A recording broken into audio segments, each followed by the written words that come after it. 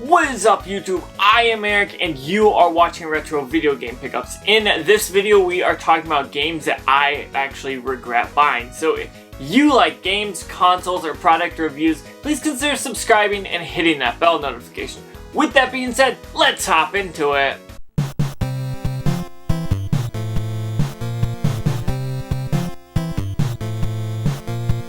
Okay, so I have picked out 5 games that I kind of want to talk to you about, that why I regret them and how they are actually regrettable games for me. And so some of them are just terrible games, some are just stories where I wasn't paying attention, and overall things like that. Now, if you're watching and this is one of your first videos that you've seen, I want to say thank you so much for watching. Now, recently over the weekend, I ended up on the trending page, which is absolutely crazy and amazing, and that drew a lot of traffic to this channel. So if you are a new subscriber from that, thank you so much for that, and comment down below and let me know how you saw it and what you think about this channel. But realistically, this video is not about all that. I'm not here to brag or anything. I want to say thank you to those that came over, but we're just going to keep moving along. I'm making these videos for fun. It's so awesome to create videos like this, and I just enjoy it. So we're going to go right into it. I've got 5 games here that I regret buying, and each one has a different story, and so let's go ahead and talk about that. And the first one is going to be Atari 2600 game, E.T. the Extraterrestrial. Now, this is one of those games that everyone likes to talk about because it was in the landfill and was found, and people love to say that this game is the reason why Atari died, and kind of the guy who made this was kind of put down for it, but honestly, he made this game in 6 weeks, and so, like, to me, that's pretty impressive for a game to be designed, produced, and sent out to the masses in 6 weeks is absolutely insane. But why do I regret this game? I regret this game because it's not really playable. Now, yes, it is notoriety, it has fame from that, and so I wanted to pick it up. I remember probably 6 or 7 years ago thinking, hey, I want to try this game out just to see how it is. And honestly, if you don't know what you're doing, it could be a really ridiculous game and you just don't really know much about it. And that, I think, is the reason I regret this game. If I put this in my Atari 2600 and try to play it, I don't really know what's going on. It's not really that much fun, and I keep falling into pits, and it just doesn't make sense. So whenever I have the Atari 2600 out and my friends are around, I put this in just to see kind of what they think about it and like how long it takes for them to be like, okay, I'm done with this game. It just keeps putting me into pits and I fall and keep getting caught. So this game I got really cheap. It was probably like $1 or $2 back a few years ago, probably 6 to 7 to 8 years. I don't know exactly when I got this, but I do regret picking it up just because it's not a game that's fun and it's not a game I ever want to play again. So moving along, we've got a Nintendo 64 game that I've actually played quite a bit of, and I say quite a bit of. I've tried to review it before for the channel, and I just totally regretted wasting time on that, and so that is why I decided to grab this game and pull it out and talk about it. Now, when I think of this game, I think of other games that I expect this to be like. So whenever I have the Nintendo 64 and I see a game like Xena Warrior Princess, which is actually not a bad game, it's a knockoff fighting game, but it's still it's fun and you can enjoy it. So when I look at Hercules, the Legendary Journeys, I expect it to be like that. I don't know why my brain is like thinking that, oh, this is going to be like a bad fighting game, a knockoff of that, but not a terrible one, but something you could at least have fun with. Honestly, this game is just miserable. I've tried to play this a few times and I've never got to the end because I just can't bear with it. It's just clunky, it just doesn't look good, it's kind of pointless and slow, and I just think this is a game that I definitely regret buying. Now, I got this forever ago, like 6 years ago, maybe 5 years ago, in like a bundle with more Nintendo 64 games, and this one is all jacked up. As you can see, there's like an old Blockbuster Video sticker on it. so it doesn't look too good. I try to get the blue off at least, but honestly, this game's not really good, and so I regret buying it because of that. It's not a good game, and it's clunky. It doesn't control really all that good, and I just think there's a lot better games on the 64 that I think I would pick up. Now, there are worse games on the 64 like Superman 64, but I haven't ventured out to buy that game because I just don't want to. Now, maybe if I find it in a dollar bin, I'll pick it up to add it to the collection, but honestly, this is a bad game, and so I had to add it into the collection. So now I'm going to go ahead and talk about a game that I've talked about a few times. I like to make jokes about this game just because of how terrible it is, and that is Troll and I on the Nintendo Switch. Now, this was released on other consoles as well, but this game really sucks. Now, I knew this going in that this was a bad game. On the back, apparently, it says Best Original Game. Check this out. Check this out. Look at that. Best Original Game. That is not absolutely true at all. But I picked it up at GameStop when they had it for like $9 or something like that. I know it was under 10 because that's the only way I was ever going to pick it up. And I was like, okay, cool. I'm going to play this with the lowest expectations ever possible going into it, and it still let me down. Whenever I started this game up the very first time, it threw me into the first level, and I was like, okay, maybe this could be a fun game, just thinking this isn't going to be a great game, whatever. And I get to a point in the first world level, whatever you want to call it, and it just can't go any further. And I'm like, okay, whatever, I'll restart it, I'll try to do it again. It literally crashes and breaks the game, and I take it out and refuse to play it again.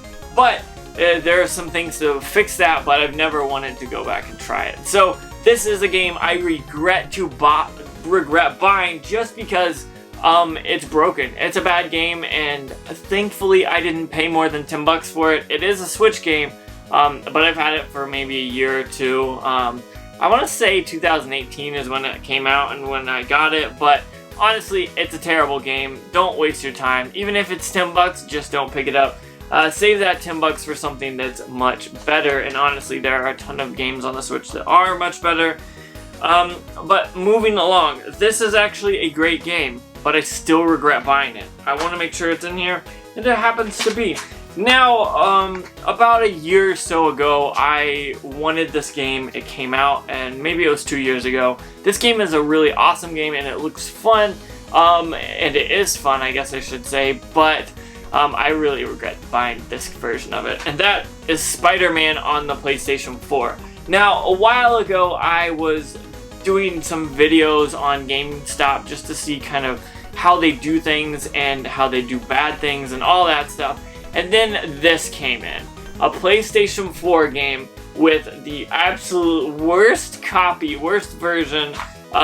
It's literally not a PS4 case. It doesn't have the label. It doesn't have anything but the disc. So this is effectively a loose disc, and I refuse to put this on my game shelf. I just can't stand the terrible crap that GameStop does, and so I don't put it on there.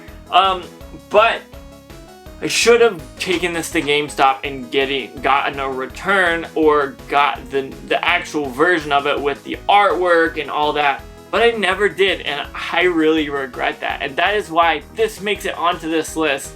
It's not because it's a terrible game, but because I regret it and regret not taking it and getting it fixed. Now, I wish I would have done that, because this is a great game and it looks amazing, and the box art's pretty cool as well. So hopefully one day I can find Spider-Man on the PS4 for a good price, and then I'll sell this one. But for now, this is a game I definitely regret keeping and having in my game collection. Now, it doesn't go on the wall behind me because I regret it so much, but it is one of those games that I just wish I would have been conscious enough to go and get it returned or replaced, whatever. And this last game is 100% on me, my fault. Now, I want to say about 2 years ago, maybe a year ago, I went to a pawn shop and they had a whole stack of Nintendo Switch games for $15 a piece. And so I was all about that. It had like Zelda Breath of the Wild, it had Mario, it had a ton of different games if I remember correctly, and this was one of them that I was excited to pick up and I wanted to actually play this game, and that is Resident Evil Origins Collection. I wanted to play this on my Nintendo Switch and have fun with it, but there was one thing that I didn't do. I trusted this pawn shop to actually have the right games in the cases. So I got home and I noticed all the games were right except for one of them, and that was Resident Evil Origins Collection. When I opened it up, it has Resident Evil Revelations in it, which I already don't want to play. And so I wish I would have paid more attention, and that's why this one makes it to the regrettable game pickup, I guess. This is a game that I'll keep in the collection until I sell it, or maybe I'll just sell the cartridge and keep the case in case I find a loose copy or something, but I don't know. I think this just kind of sucks because it is what it is. It was cheap, at least 15 bucks isn't that bad, especially for a Nintendo Switch game, but it was probably my fault for not checking. And when I say probably, I mean it definitely was my fault and I should have done that. But I checked all of them and I saw Resident Evil at the store, and I was like, okay, cool, it's the game. And I got home and I realized that and I was like, oh no! But I kept it. It's still in the collection, and I guess that's why I have a copy of this, but I don't have a copy of it. So this stays off the shelves as well. So that was 5 games here that I've bought over the years that I regret picking up. Now, these aren't all bad games. No, SpiderMan is an awesome game. Resident Evil Origins Collection is a pretty fun game as well. But I do regret buying every single one of these games, and I wanted to share that with you. I don't always get games that are absolutely amazing.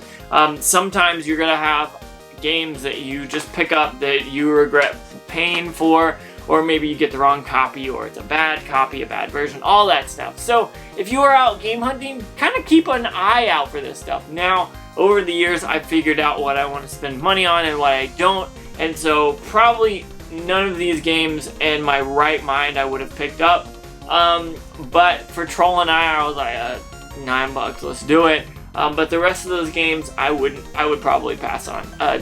Definitely pass on bad copies as well. So if you like this video, comment down below and let me know what out of these 5 games you think my most regrettable game was. I want to say thank you so much for watching. Don't forget to like, comment, subscribe. Make sure you hit that bell notification. That way you know when I post more videos, which is every Tuesday, Thursday, and Saturday. And one more time, thank you so much for watching. It really does mean a lot to me. Now, if you are watching this during the coronavirus, all I want to say is practice social distancing, stay 6 feet away from each other, wash your hands as much as possible, and wear a mask when you are out in public. Now, I'm not saying any of this to get political, but I want you and your family to stay safe, and that's really all that matters here, staying safe and being healthy. So, one more time, thank you so much for watching, and make sure you have a good day.